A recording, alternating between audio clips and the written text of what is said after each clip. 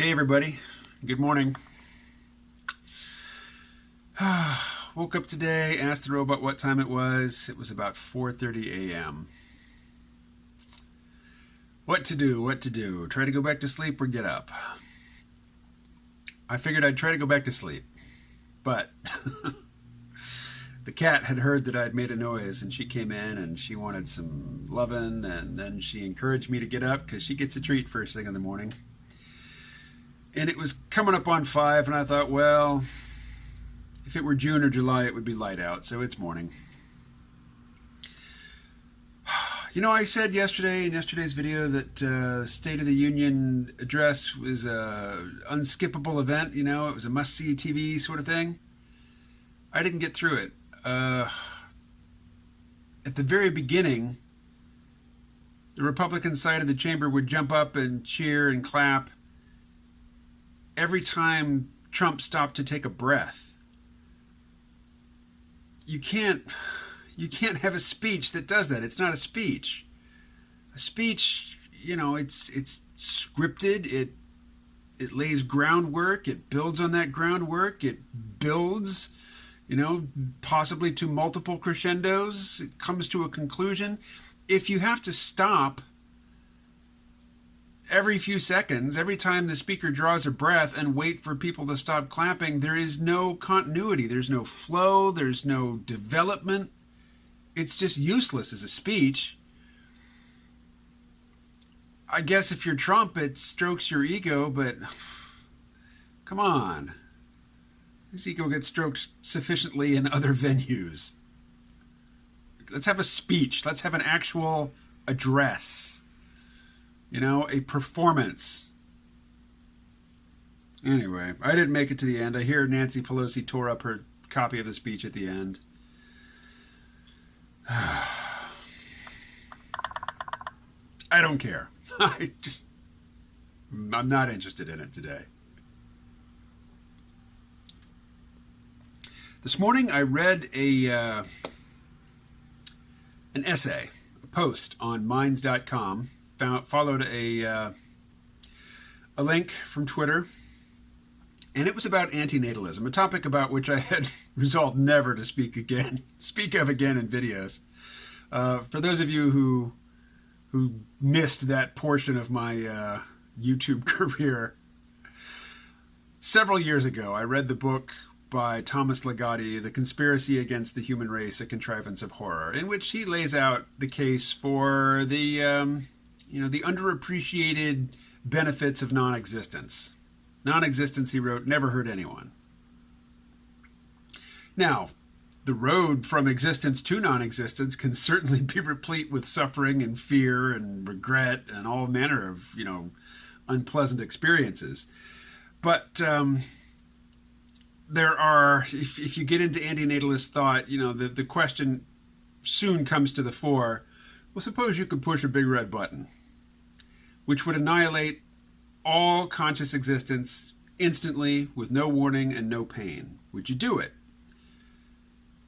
Now, I'm not super conversant on the distinction between antinatalism and ethylism, so I don't bother with it. But folks who... there's a certain brand of antinatalists who say you'd be a monster not to push the button. If you could end all suffering in an instant and you don't do it, what a horrible creature you are. Everybody, I suspect, understands that we are, before we are thinking beings, before we are moral beings who make choices, deliberative choices with the intent of minimizing suffering, we are organisms. We're mammals. We have in our brains and in every cell of our bodies, really, a history, a trajectory of struggle to survive, reproduce, and project some continuity into the future. Could be our genes, could be our culture, could be our name, but at base, it's just our biology. We are driven to strive to continue this project of being alive. if you investigate antinatalism at all, and you get beyond authors like Thomas Ligotti and David Benatar, and just, get into the people who are attracted to this viewpoint, you'll immediately notice that there's a lot of anger toward parents. And they generalize it in their philosophy, but it seems pretty clear on the surface that most people who are, calling people they don't know on the internet ugly names for, not embracing antinatalism, and for, insisting that all parents are selfish and all parents are, motivated by shallow egoism, they're clearly mad at their own parents. And I understand. Not mad at my mom, but my dad was kind of a dick. And then he went and killed himself, so, now I have to feel guilty every time I think he was kind of a dick. And I realize I'm a lot like him. Given my where I came from, how could I not be, really? But think about this. What is the biggest incentive not to have children, or to have fewer children? The answer is urbanization. When you live out in the hinterlands, when you live in the country, and you're a farmer and you're struggling for existence, kids are free labor. And a lot of them die, so you have to have extra to make sure that you end up with some. When you move to the city, and rent is expensive and real estate is dear, kids suddenly, and their labor is not particularly useful because the work in the city is more highly skilled work. It takes a while to train up kids to get them to the point where they can do, well-paid work in the cities. That training itself is expensive, but most importantly, real estate is expensive. Suddenly, kids become a financial liability. Their labor is of no particular value to you economically, and the rent that you have to pay to have them, in a bed with the roof over their heads hurts. And so you have fewer children.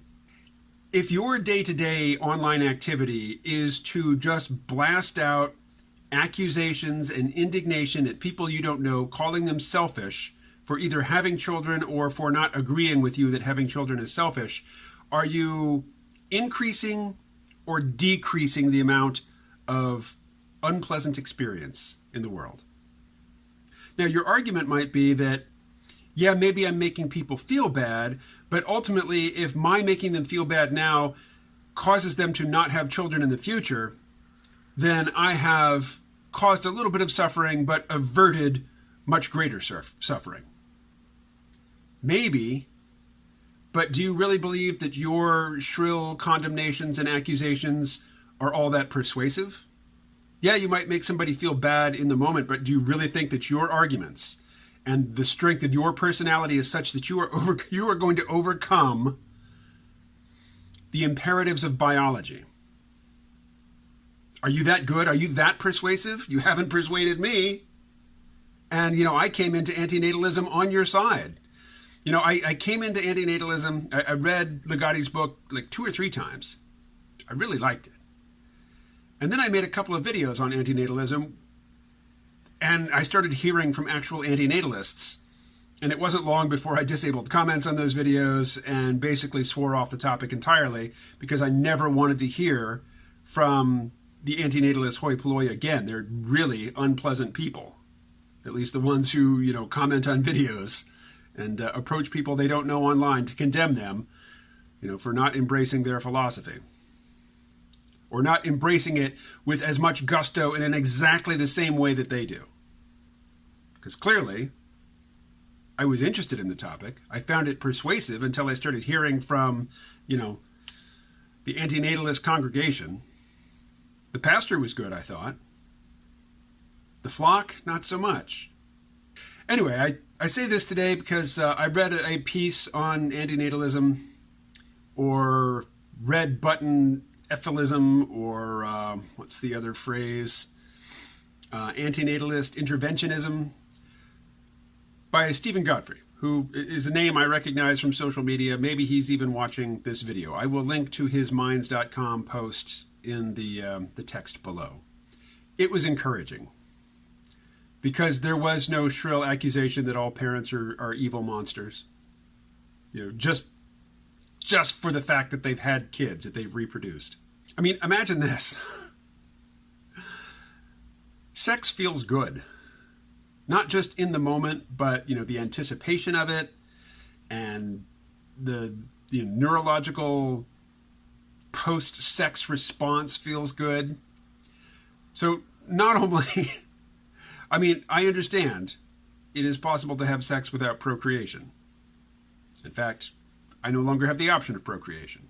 But if you think that you can overcome the allure of sex, not just, you know, the desire to perpetuate one's family or find some sort of, you know, personal immortality through, you know, descendants, but if you think that you can overcome all of the positive physiological, you know, allures of sex with shaming and accusation, that's just not realistic. Practically speaking, in terms of affecting the outcomes you say you want, the strategy of shaming and accusation is counterproductive. It won't bring about the result that you say you want to bring about. What it will do is make you feel powerful and superior in the moment. Basically, it is your mechanism for accessing the sensation of righteous indignation. It is a self-doping strategy. It is a technique for accessing a certain neurological state which is pleasurable. But it's not like masturbation, which is something you do, you know, most likely in private. It requires another person, but this other person isn't a partner. This other person is a target. This other person, the person that you're shaming, the person or people, you know, that you are lambasting for failing to share your moral sentiments and, you know, failing to embrace the same expression that you do, they're not willing participants. They're not like a sexual partner. They're like a person that you use for sexual pleasure who hasn't agreed to engage in that process with you. There's a word for that. It escapes me.